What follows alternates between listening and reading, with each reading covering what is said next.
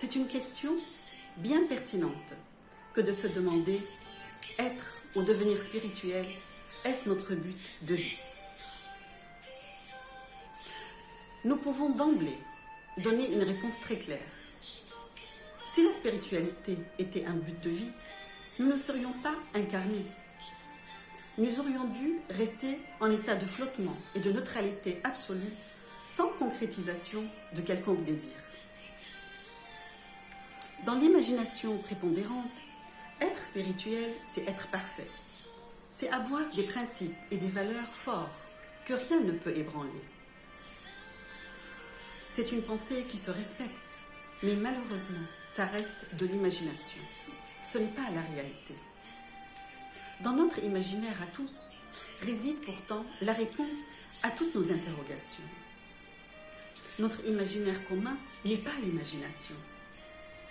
L'imaginaire, c'est le réel, bien enfoui en chacun d'entre nous, bien au-delà de nos programmations, qui nous induisent à la confusion et à l'erreur. Dire que je veux devenir spirituel, c'est dire indirectement, à l'origine, je suis fait de matière et je vais me transformer en un être éthéré, interagissant de moins en moins avec le monde matériel. Je vais manger peu, dormir peu, m'isoler socialement, voire mener une vie d'ascète, accepter de me faire maltraiter, puisque je ne vaux pas grand-chose dans ce corps physique. Il m'a de toute façon été donné comme punition suite à un passé de malfrat. Et plus je me maltraite physiquement et psychologiquement, plus Dieu m'aimera et m'expiera mes erreurs. Tout est de ma faute est véritablement mon slogan préféré dans la vie. Nous voyons jusqu'où cette manière de voir les choses peut amener. Je vais ressentir très souvent de la culpabilité à cause des qualités que je ne possède pas encore, mais aussi du dédain et de l'égoïsme envers ceux qui ne possèdent pas les mêmes qualités que moi. Je vais beaucoup manquer de compassion envers moi-même, comme je vais manquer d'empathie envers les autres. Ma vie va ressembler à une sorte d'enfer que j'aurais créé de toutes pièces.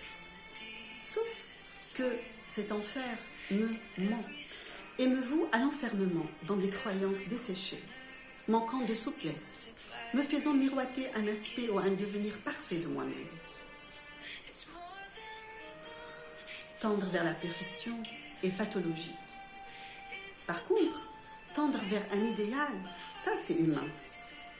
Mais nous n'arriverons nulle part si nous n'avons pas un idéal bel et bien incarné en chair et en os, qui nous inspire.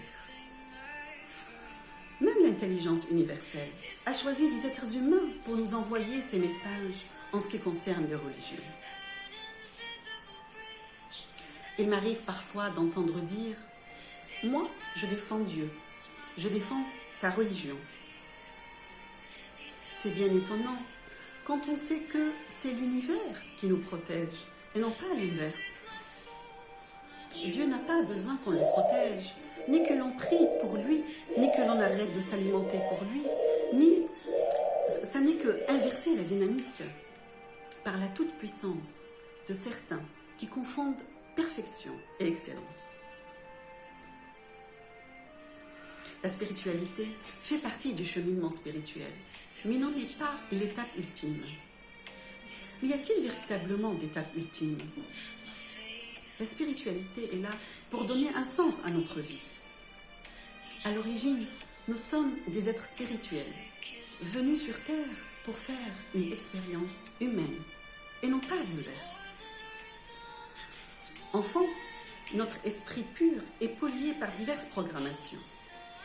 Nous effectuons alors, par le biais de notre conscience, un voyage intérieur, afin de revenir à notre spiritualité d'origine, c'est-à-dire à la santé mentale de notre esprit pur de toute éternité. Nous prenons conscience de notre nature aimante et ouverte à l'entraide.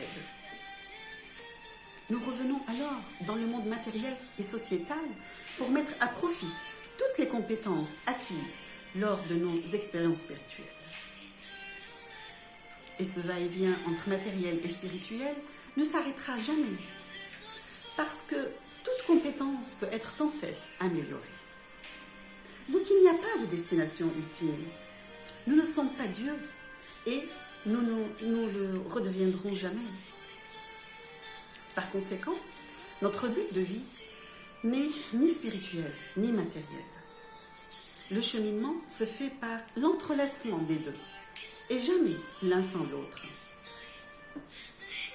Certains parlent du troisième œil intérieur dans la spiritualité. Oui, mais nous avons aussi deux yeux pour voir à l'extérieur et pour une vie bien ancrée dans le monde qui nous entoure. Nous avons besoin des trois repères.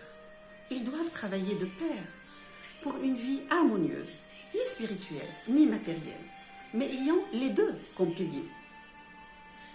L'ego, lui, est dans la division. Pour lui, c'est ou spirituel ou matériel. La complétude, elle, est dans l'union. C'est spirituel et matériel. C'est spiritualiser la matière. J'aime cette expression qu'un ami m'a appris. Ainsi, une vie de bien-être, c'est être bien, heureux comme malheureux, joyeux comme triste. Parce que tout est question d'intensité. Et c'est ce retour au spirituel en nous qui donne naissance à cette brise fraîche venant adoucir et ajuster nos intensités.